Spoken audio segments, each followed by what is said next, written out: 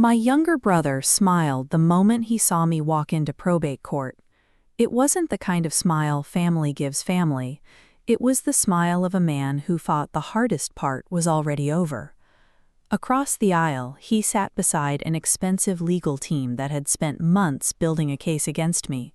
Beside him was my father, a man who had spent most of my life believing his son deserved the benefit of every doubt, while I had to earn every ounce of respect.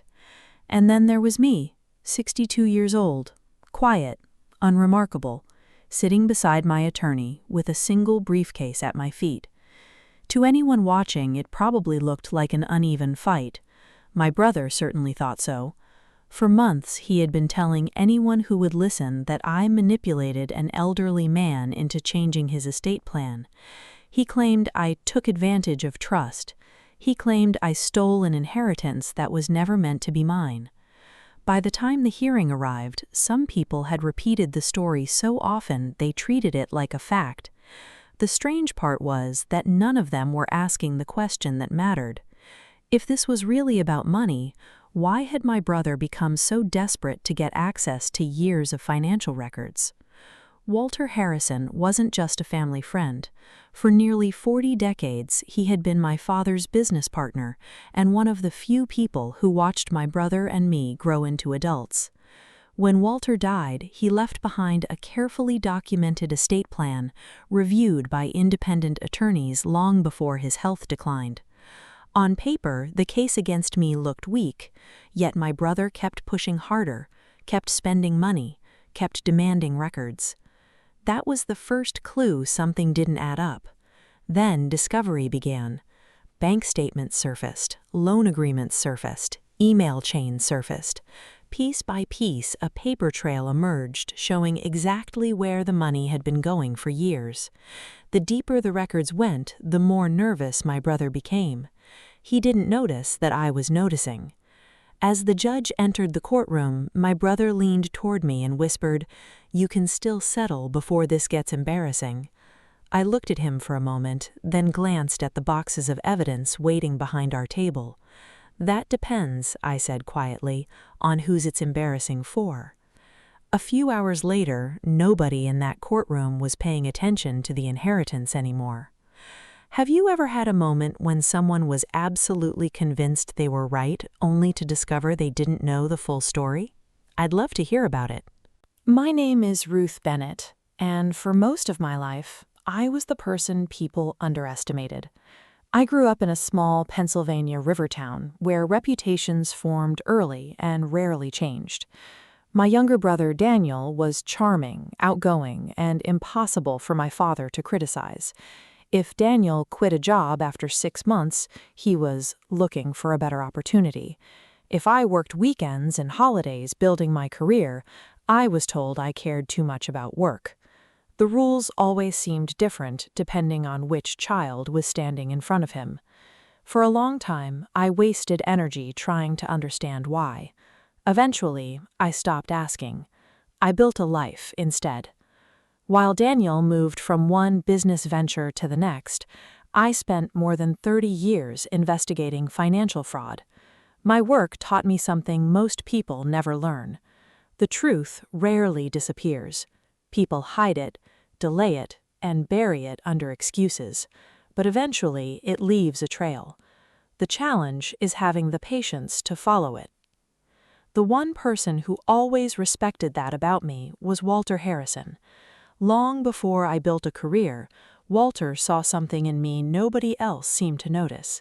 He and my father had built a successful business together decades earlier, and because of that, Walter had been around for most of my life. He attended graduations, birthdays, and holiday dinners. He wasn't family by blood, but sometimes he felt more like family than the people who shared my last name. As the years passed, our friendship grew stronger. We'd meet for coffee, argue about baseball, and talk about everything from politics to retirement. Unlike most people, Walter never treated conversations like competitions. He listened. When my mother passed away, he checked on me every week for months. When I earned a promotion, he celebrated it before my own family did. Looking back, I realize something now that I didn't fully understand then. Walter paid attention to people. He noticed who showed up when there was nothing to gain. He noticed who disappeared when things became inconvenient. And he remembered.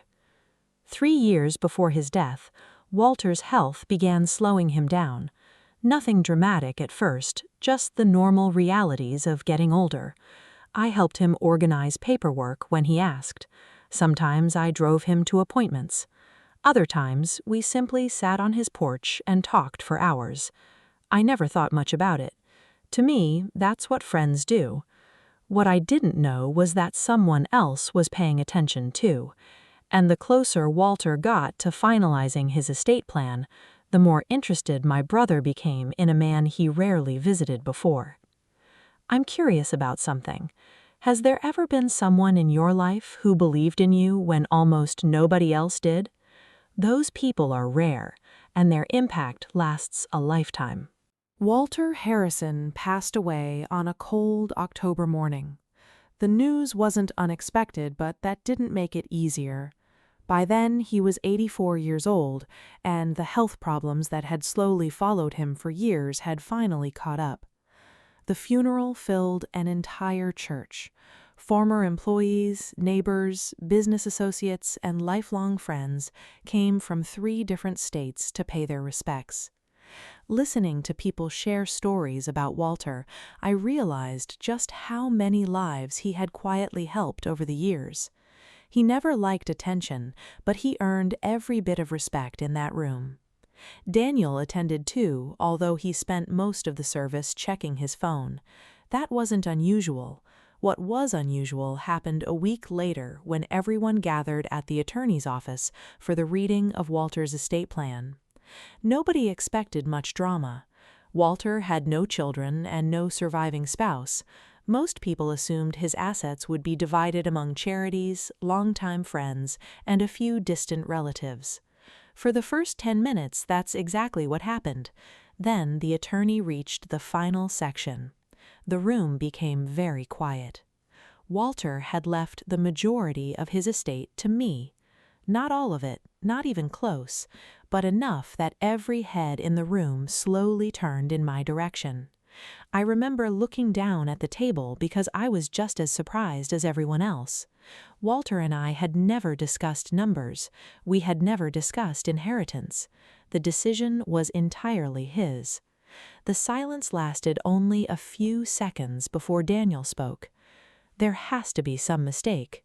The attorney calmly assured him there wasn't. From that moment forward, something changed. During the drive home, my father barely spoke to me. Daniel didn't speak at all. Within days, rumors started spreading. Some people claimed I had influenced Walter's decisions. Others suggested I had isolated him during his final years. None of it made sense, but that didn't stop people from repeating it. Then something happened that bothered me far more than the gossip. Daniel hired an attorney. Not to ask questions, not to seek clarification, he immediately began preparing a formal challenge to the estate plan. At first, I couldn't understand why. Walter's documents had been reviewed by independent attorneys. Medical evaluations had confirmed he was fully competent when the estate plan was finalized. The challenge seemed destined to fail. Yet Daniel kept pushing forward. The deeper I looked, the stranger his behavior became. He wasn't focused on proving Walter lacked capacity. He seemed obsessed with obtaining years of financial records, bank records, loan records, business records, records that had nothing to do with me. And that's when I started wondering if the inheritance wasn't the real reason he was fighting so hard. What do you think hurts more? Being betrayed by someone you never trusted, or by someone you thought would always be in your corner? Let me know what you think. The lawsuit arrived 6 weeks later. Daniel wasn't the only plaintiff. My father joined him. That hurt more than I expected. After everything that had happened, a small part of me still believed he would stay out of it. I was wrong. The filing claimed Walter had been improperly influenced during the final years of his life and that his estate plan no longer reflected his true intentions. It was a serious accusation. Fortunately for them, accusations are easy. Proof is harder. My attorney and I spent months preparing for discovery. Thousands of pages of documents were exchanged: financial records, correspondence, meeting notes, estate planning files, and years of archived business documents. The more information arrived, the more one thing became clear. Daniel wasn't finding evidence against me, he was uncovering evidence against himself. The first clue appeared in a series of loan agreements.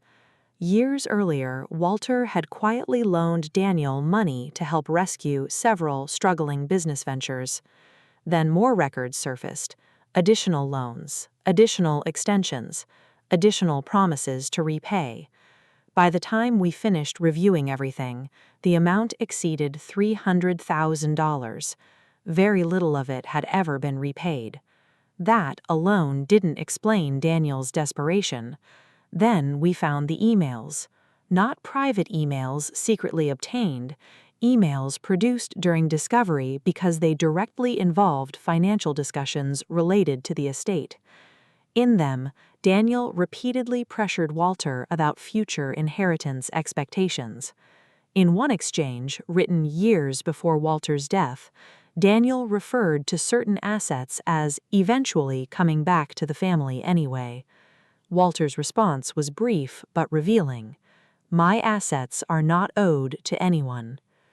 The closer we got to the hearing, the more uncomfortable Daniel became. Settlement discussions suddenly appeared. Deadlines were extended. New arguments replaced old ones. It felt less like someone searching for the truth and more like someone trying to avoid it.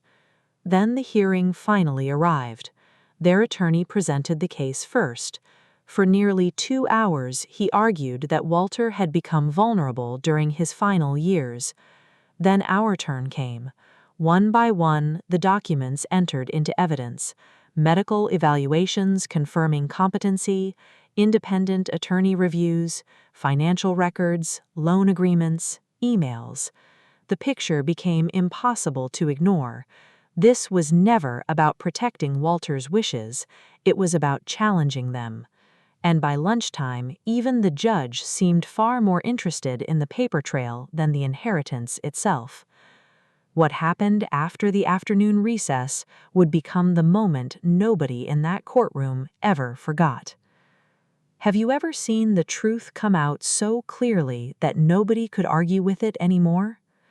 And if this story reminds you of someone who spent years being underestimated, I hope you'll share it with them. When the court reconvened that afternoon, the atmosphere had changed. The confidence my brother carried into the courtroom that morning was gone. Even my father seemed uneasy now. For months, they had built their case around a simple claim that Walter Harrison had been manipulated into changing his estate plan. But after hours of testimony and documents, the evidence was pointing somewhere else entirely. My attorney stood and introduced one final witness, the attorney who had supervised Walter's estate planning process. He wasn't a family friend, he wasn't connected to me, he was simply a professional who had spent years documenting Walter's decisions. Under oath, he explained that Walter had reviewed his estate plan multiple times over several years. Independent witnesses were present, medical evaluations were completed, every significant change had been documented. Then he produced something none of us had discussed publicly before. Several years earlier, Walter had voluntarily recorded a video memorandum for his legal file, not because anyone expected a lawsuit, but because he wanted his reasoning preserved in his own words. The attorney approved its admission. The screen came alive. Walter appeared older than I remembered, but completely clear-eyed. He looked directly into the camera. "If you're watching this, someone is questioning decisions I made for myself." The courtroom became silent. Walter explained that he had spent years helping people he cared about. He spoke about responsibility, gratitude, and the difference between support and dependence. Then he addressed the issue directly. No one pressured me to make these decisions. No one asked for this inheritance. These choices are mine and mine alone. Daniel stared at the screen without moving.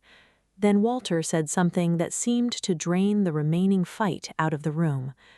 Character isn't revealed when people need something, it's revealed when they don't. He spoke about the people who visited without asking for favors, the people who showed up without expecting anything in return. He never attacked anyone. He never mentioned Daniel by name. Somehow that made it even more powerful. When the video ended, the silence lasted several seconds. Finally, the judge looked toward the plaintiff's table. Their attorney requested a recess. 20 minutes later, he returned and formally withdrew the challenge. The case was over. But the moment nobody forgot happened outside the courthouse. Reporters weren't waiting, crowds weren't cheering. It was just family standing in an uncomfortable silence. My father slowly approached me. For the first time in my life, he didn't look certain of himself. "I spent years believing strength looked a certain way," he said quietly. "I think I was looking at the wrong child." 30 years ago, those words would have meant everything.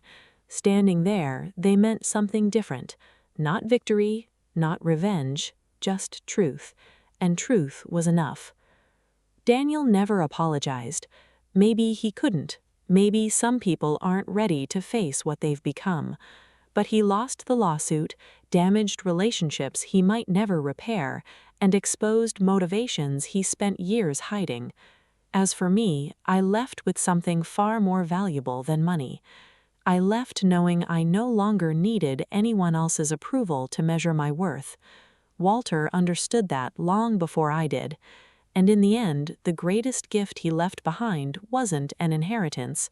It was proof that the people who truly see your value often recognize it long before the rest of the world catches up. Have you ever had a moment when someone finally recognized your worth after years of overlooking it?